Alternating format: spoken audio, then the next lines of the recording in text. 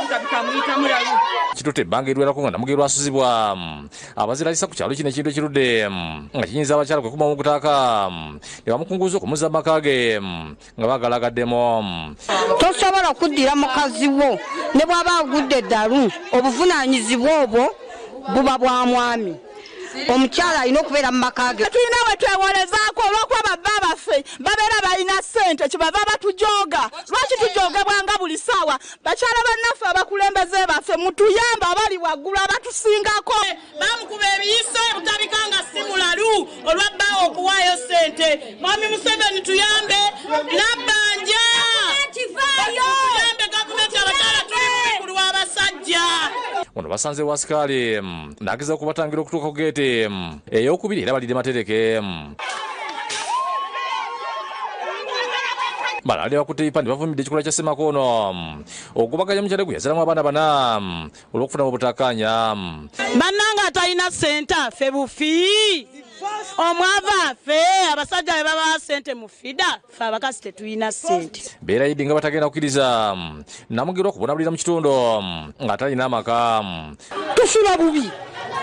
Abamu tetuyambiddwa tetufunye bwogero naye tuvudde ku lulwe. Wakati mu maziga Namugerwa ategeeza nga bwaludde ng'atulugunyizibwa taata w'abaana be nga ne bwekubira enduli bekikwatako amusirikira abantu ne bamutwala mu ddwaliro butabika nga bagamba nti mulalu. Yetuuka bukiisi ng'abaana abatulugunya takyagula mmere waka bwe nagendako kweresako okubira endulu naleeta abasajja ne bankwata ne bansiba akandooyi ag'omubbi. Ategeeza nga byatuuka n'okumiza eddagala ate nga mulamu ekintu ekirudde nga kikosa obulamu bwe. Jangu onnyambe mwana ab'obuyinza muveeyo munnyambe naye zifuse mombo ze zikyalina wakusula nate nakusula bankuba ebiyiso mbu ndi mulalu ate nga ntegeera bulungi abaana bange kusomero babonaabona. Yeerayiridde nga batagenda kukkiriza maka ge yakolerera okutwalibwa nga wababba amukooye amuviire. Asiiba ng'aleeta wano omukazi bwakujjawo ng'aleeta omukazi ng'amusuza wano gana amaka twagakole babiri oba ye tayagala atambule agende. Nze njagala maka gange. Bano batadde omukumi ku ndinga bannyole Ssenguba wali ne kizulibwa nti taliweera bamutule kwerose okwekubira enduulu.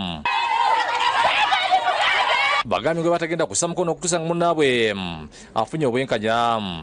Abasajja bano batulekera amaka affe bannakazadde b'eggwanga. Yazaala abaana ddala yabazaalira mu bulalu kati lwamulaba nti nno mulalu mbutuufu omukyala adde mu maka ge. Ssente w'ekyalo Cyprian Kabuka ayogedde ku bugulumbo wakati wafumba ono bagambye nti boludde. Bwe yakubira looyawe n'agamba poliisi mbu bakwate omukyala bamutwale butabika. Ne tubagamba nti ebutabika si maka ga muntu, ebutabika ddwaliro.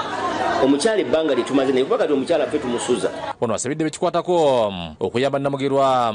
Abali waggulu bakama baffe tubasaba batuyambeko ffe nga erusi tulemereddwa. Batuyambeko bayingire ku mwami oyo. Tetumanyi kikyali ffe ng'erusi naffe atutiisatiisa. Era twagala nnyo omukyala ono senga abaawo ebibiina byonna ebisobola okulwanirira abantu nga bano bamulwanirire afune obwenkanya. Tugezezaako enfunda eziwera okufuna Ssenguba kulokondesemo nga tazikwata. Disani Mutyaba yakusakidde egguliro lwa Bukedde TV.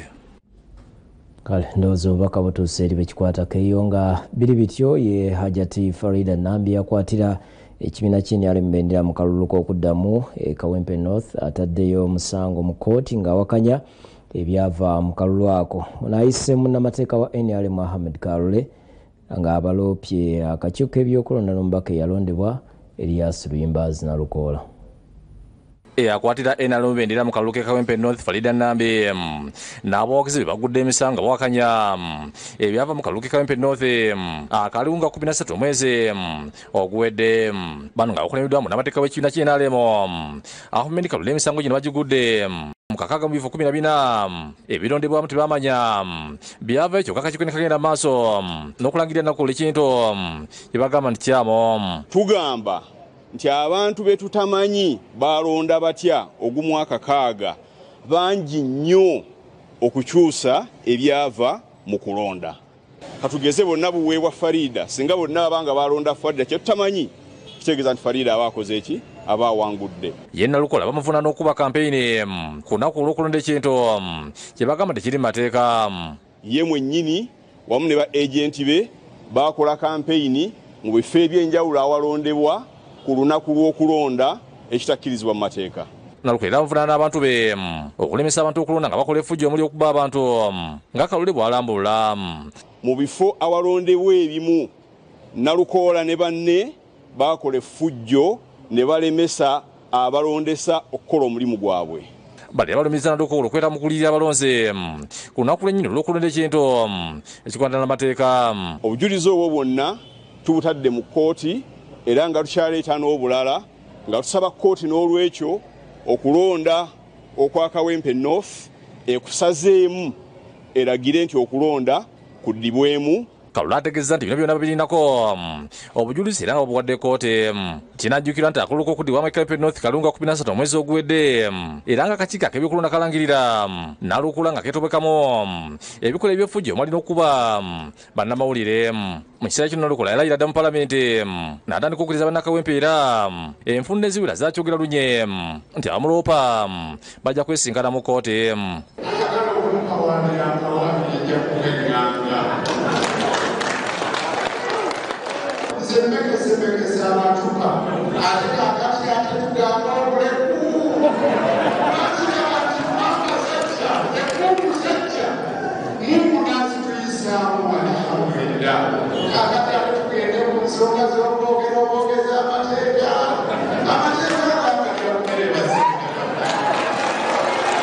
Tubasaba mugende mu kkooti kubanga naffe mutuwadde omukisa okuleeta obujulizi bwaffe obulaga amanyanga gonna ge mukoze mu kalulu kano. Mabamawulire NP yabakwata, NP yakwata abamawulire, NP ya deploying amaje gonna ge mulabye nga gakuba abantu gagoba abantu ku polling station gakuba bannamawulire. Shamshad Naluja yakusakidde guli nkulu Bukedde TV. Ate ye omulamuzi Frank Namanya wa kkooti Nakawa asindise omukazi n'omukozi wabadde amukolera awaka ku alimanda Luzira ku bigambibwa nti basse omwana Nganwa Lugali wiiki ewedde.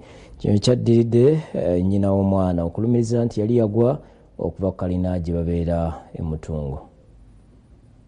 Kano Heri Jolin Lugali ow'emyaka 4 ne Robin Nabanja ow'emyaka 24 omukozi wa waka be basimbidwa mu kkooti Nakawa. Omulamuzi Frank Namanya n'abasomera omusango gw'okutta omwana Nganwa Lugali. Ye Nabanja bamugaseeko omusango gw'okubiri ogw'okuyambako mukama we okudduka aleme kuvunaanibwa. Yes, you are charged with count 2. The offense of paying an accessory after the fact.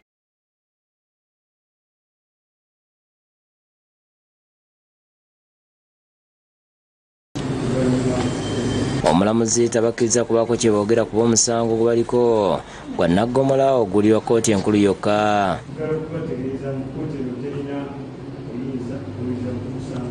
So you are not required to tell us what is true or not to answer the charges. Kigambwa nti bano emisango bagiza wakati wa 1 ne 2 omwezi guno bwe baali mu maka gaabwe agasangibwa Mutungo mu ggombolola Nakawa bwe batanganwa nga bakigenderedde. Nabanja omusango okuyambako mukama we okudduka asobole okwewala ekibonezo. Kkooti etegeeza nti yaguzanga 2 omwezi guno. Omuwabi wa gavumenti Mahatima Odongo agambye nti okunoonyeza musango guno kukyagenda mu maaso. Period of 6 months as specified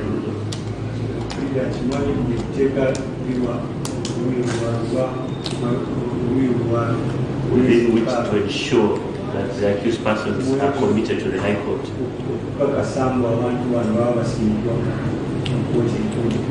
David Kamukama munnamateeka w'abawaabirwa asabye okwanguya okunoonyeza ku misango gino asobole okufunira abantu be okweyimirirwa okuva mu kkooti enkulu.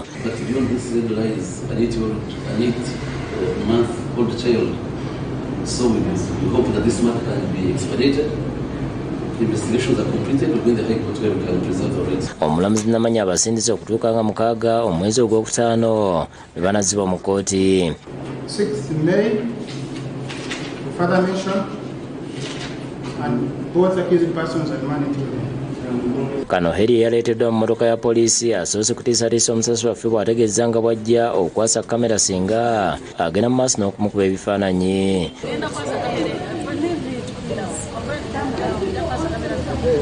kyokka bw'aleeteddwa mu kkooti ayogeddeko naffe n'ategeeza nga ye bw'atasobola kutta mwana we kuba abadde amulabirira yekka oluvannyuma lwa bba okubaleka mu nnyumba nga tabawa buyambi. You have to know that I'm innocent. I didn't murder my baby. Everyone knows. Police changed the statement. They lied a lot. They said a lot. But what you have to know, you people, I'm innocent. Even God knows that I'm innocent. I can't murder my baby. I have been there since day one. I was a mother, a father of my children. I can't murder my baby. Kano Heri ne Nabbanja bakwatibwa ku Lwokutaano oluwedde oluvannyuma lw'okutegeeza nti omwana yava waggulu ku kalina n'agwa wansi, kyokka bwe yakeberebwa mu ddwaliro kyazuulibwa teyasangibwako obuvune bwonna bulaga nti yali agudde okuva ku kizimbe. Ono abadde n'obutakkaanya n'ebbanga amulumiriza okwenda era nga bba yatwala omusango mu kkooti ng'ayagala baawukane. Judith Narugwa yakusakidde gwino ku Lwabukedde TV. Ate President Museveni alabudde abali ku ludda oluvuganya gavumenti ku by'ensimbi obukadde 10 zibamussaako nti yagabidde abaka ba NRM okubakubako enfuufu. Bino biri mu kiwandiiko kyafulumizza era ng'agambye nti abasaasaanya ebyo bakwanikibwa essaawa yonna. President Yoweri Museveni avudde mu maaso kwali ku ludda oluvuganya gavumenti nti yawadde abaka b'ekibiina ky'NRM obukadde 10 buli omu okwekubako enfoofo. Mu kiwandiiko President Museveni kyafulumiza yeewuunyiza enjiri etambuzibwa omubaka wa Butambala Muwanga Kivumbi n'abalala gye bajja obujulizi kyokka ne balemererwa okwebuuza ku nsimbi eziva eggwanga eziwa abantu ssekindomu ne bazissa mu byobufuzi bya kuno. Pulezidenti agambye nti omuntu yenna avujjirirwa ssente eziva ebweru w'eggwanga takoma kuba muyake wabula mukuusa ku ky'ensimbi zitatunulwamu. Pulezidenti agambye nti ezo zirina okugula ebyuma ebyenkizo n'okukola ebyo ebiyamba Uganda okulwanyisa abalabe n'okukuuma bannayuganda. Pulezidenti ategeezezza nti kino kiyambye Uganda okukuuma emirembe nga kyova olaba Uganda eringa akazinga k'emirembe mu kitundu kino. President ajuza ku mukisa wa America ande baye ewinza gavumenti ya Joe Biden okuboneza Uganda nga yinza sente okuyisa eteekeddwanyisa obufumbo bw'ekikula ekimu ate nga bayambe nnyo mu kulwanyisa abatujju ba Al-Shabaab e Somalia. Omukisa onera yewuunya gavumenti ya Biden okusazamu ebintu bya Uganda mu nkola yagowa n'ebirala. Yagasseko nti kyaviirako Uganda okuddukira mawanga amalala nga China okuvujjirira pulojekiti ng'ey'okuzimba omudumu gw'amafuta eya East African Crude Oil Pipeline. Pulezidenti ategeezezza nti abasaasaanya ebyo essaawa yonna bagenda kwanikibwa. Pulezidenti wawandiikidde ekiwandiiko kino ng'ensonga yatuuse mu Paalamenti nga Muwanga Kivumbi yagireese. But Right Honourable Speaker, the country, the media and the print media today and for the last one day is awash with a gift of 100 million for each member of parliament from the President of Uganda. May I beg you, Right Honourable Speaker, with the due respect, that the country demands an explanation from the head of this institution of what is going on in regard to the 100 million allegation that is a gift to these members of parliament. Kyokka Myuka Speaker Thomas Taliba yagambye nti tayinza kugenderera ku biboozibozi. I will not sit here and I start legitimizing street talk. We never approved any item here called a donation from the president to members of parliament. But I have seen in the papers the institution being soiled, members being soiled, some coming up and saying I haven't received, others I've received. Oh no, Honorable colleagues, it's very unfortunate. Even to the respondents. Ate ye minisita w'ebyenjigiriza n'emizannyo mu ggwanga Janet Kata Museveni akubiriza abantu bonna okwenyigira mu kulwanira omwenkanonkano nga batandikira mu maka. Abyogedde atongoza emirimu gy'abakyala mu kisaawe ky'okuzimba ng'abadde ku kisaawe Kololo. Minisita w'ebyenjigiriza n'emizannyo Janet Kata Museveni asabye abantu bonna okwenyigira mu kulwanirira omwenkanonkano okutandikira ddala maka gye tuva. Okwogera First Lady abadde ku mukolo gw'okutongoza emirimu gy'abakyala mu kuzimba gye bayisa Women in Construction Uganda chapter ku kisaawe omwenkanonkano ng'okutandikirawo okomya endowooza nti emirimu egimu gy'abasajja bokka nga n'abagabo b'emirimu balina okuteekawo embeera esobozesa abakazi okola obulungi. The society still attaches stereotypes and stigma to some occupations as belonging to males and others preferable for women. Whereas the government can put in place various policy interventions to emancipate the girl child, we must continuously speak out against the undesirable barriers in society that stigmatize female participation in certain STEM occupations. First Lady asaba abakyalo okwemirimu ekitiibwa nga bagifunye era bakolera obwesigwa kibasobozesa okusibwa obwesige n'ekitiibwa nga bwe kiri mu gira UPDF. If you decided now that whatever work you take to do, you must do it with excellence and with integrity, and you become known for that, people will start looking for you. In government, the Defense Engineering Brigade is known for doing excellent work.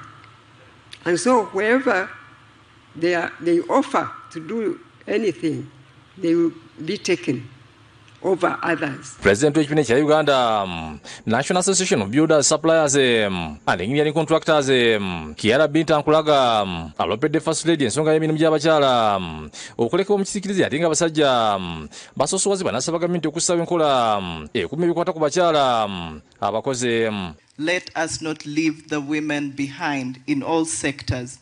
Let this symposium be not just a beginning point, but a turning point. Ye Minister Mbeze by'entambula Musa Echwero ng'ajikira Minisitiri w'Ebyobulimi n'entambula Jeno Katumba Amala annyonnyodde okusomozebwa kw'abasango kampuni z'abakyali n'ezisusse okwevuganya n'okulwanagana ekintu ekizingamiza entambuza yaabwe ey'emirimu. Seem to be conflicting. The companies themselves are conflicting as they compete.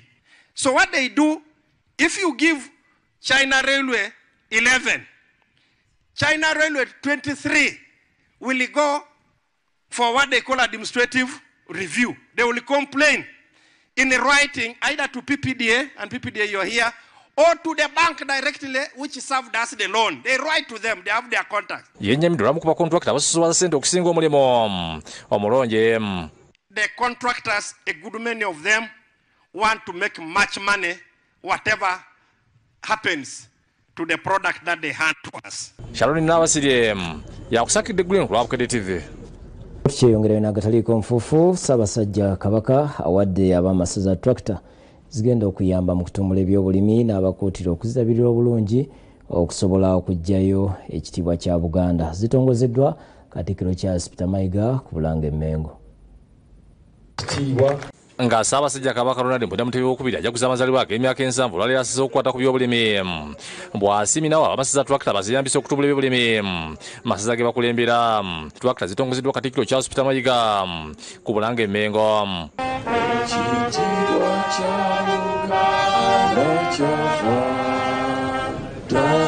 Omukolo gwetabiddwa kuli bannamikago okuli abakamba suppliers tractors gye ziguliddwa ebitongole bya gavumenti okuli abaminisitiri b'obulimi obulunzi n'obuvubi mu gavumenti ya wakati abannaro ababukadeefu n'abalala bangi.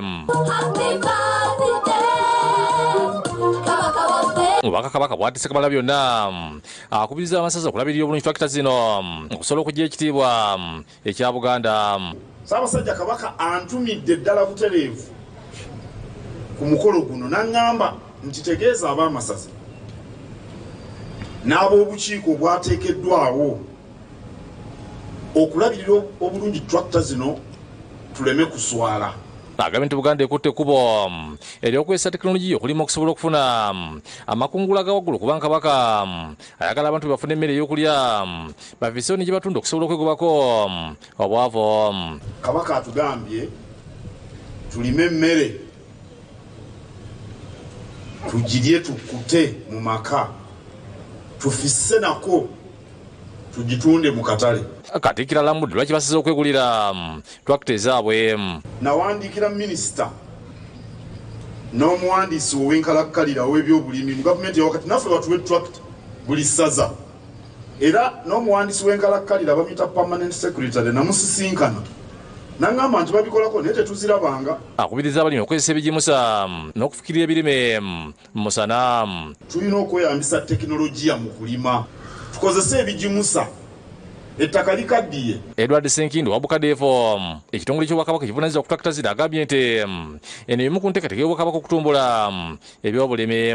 Tukakasa bene nti ekitongole kye ekya Bukadeefu kisitudde bupya okutumbula naddala ebyobulimi. Omukuliza olukiiko lw'amasizi Omulangira Ronald Mulondo era nga yekangawo yeebaza Ssaabasajja Kabaka olw'ebirabo bya tractor z'abawadde.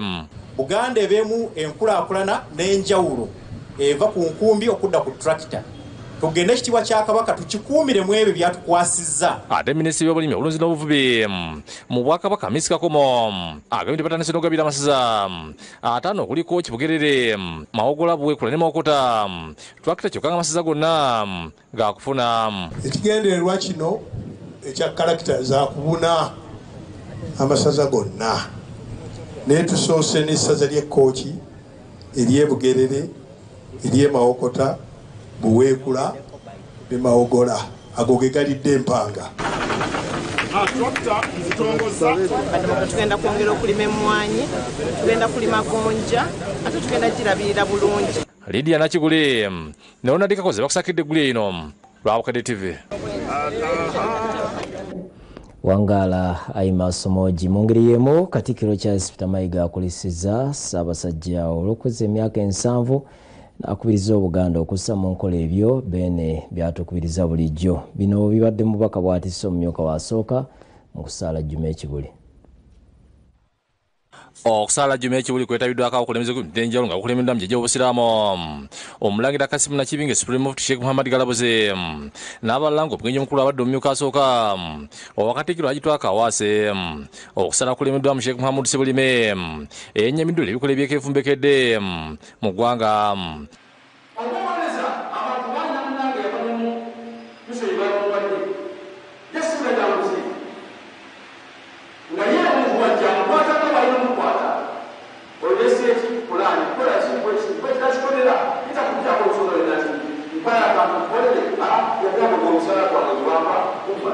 Obubaka bwa Katikkiro Mayiga bwettikiddwa Hajji Kawaasa abakubiriza okwongera okusabira Kabaka ayongere okulamula Obuganda n'okussa mu nkola byazze akuutira abantu bina ddala ebyobulamu. Okoze emyaka 7 ekitiibwa. Twebaza Katonda olw'obulamu bw'awadde Ssaabasajja Kabaka, twebaza Katonda ebyo byonna byamusobosereza okutuukako. Ategeeza Kabaka bwe yatandika okuzimba amalwaliro ag'enjawulo mu Buganda mu kwefa okukuuma abantu nga balamu. Ssaabasajja Kabaka yatandika okuzimba amalwaliro mu masaza naye nga yatandikira mu Bungwe, mu Buddu, yenga mu Kyaggwe ne Busiri mu Busingo. Twogeddeko n'abantu ab'enjawulo baagaliza Kabaka amazaalibwa amalungi. Ssaabasajja Kabaka tukozeemu omulimu gwa ttendo mu byenjigiriza, mu byobulimi, mu byobulamu. Kabaka waffe olw'emyaka gy'awezezza, mwebaza olw'obukulembeze obulungi. N'abasiraamu ku muzikiti omukulu e Masaka beegazi ku bannaabwe okusabira Kabaka. Eno obubaka bwa Katikkiro bwetikiddwa omumyuka w'omukubiriza w'olukiiko lwa Buganda Hajji Ahmed Lwasa. Imamu w'omuzikiti guno Sheikh Uthman Ngaluwo ng'akulembeddemu Juma yennyamidde olw'obwavu obuyitiridde mu bantu. Agula n'atunda omu ku bo oba bombi n'abaako kyakweka ku kyatunda mu ndagaano eyo agati muhiqat barakata bay'ihima, okutunda kwabwe Allah ajjamu omukisa. Okusaba kulemeddwa mu Sheikh Badru Kiruta asabye abantu okwongera okusabira ennyo Kabaka. Obuwangazi bw'abantu b'omulembe gwa Nabi Muhammad sallallahu alaihi wasallam mabaina 60 wa 70 buli wakati wa 7 n'emmeka n'enkaaga.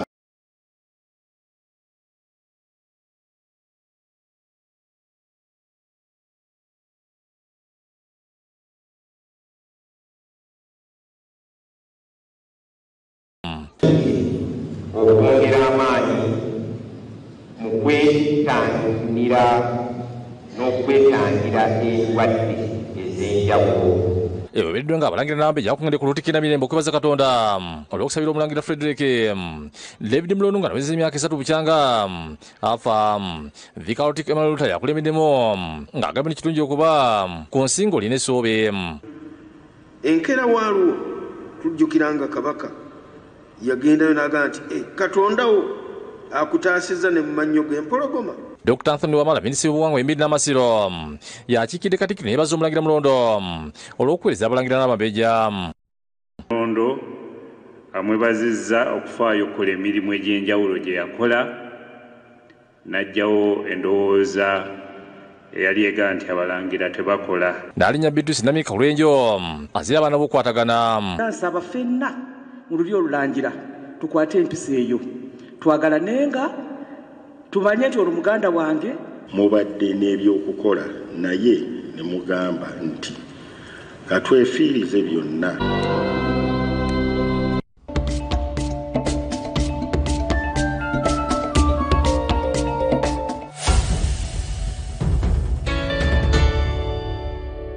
Webali munaffe bwe gatyo bwe gagenze nkyalero twagaliza weekend ennungi nze kuteesa Jujulia Musine mulungi mebo tovaawo programu endala zijja ate n'okujjukiza nti olunaku olw'enkya tujja kutuusaako emikolo egy'okusabira omutanda n'okwebaza olw'obulamu bwe ate Katonda okumutuusa ku myaka 7 byonna ku Lutikko Lubaga tujja kubikutuusaako tovaawo.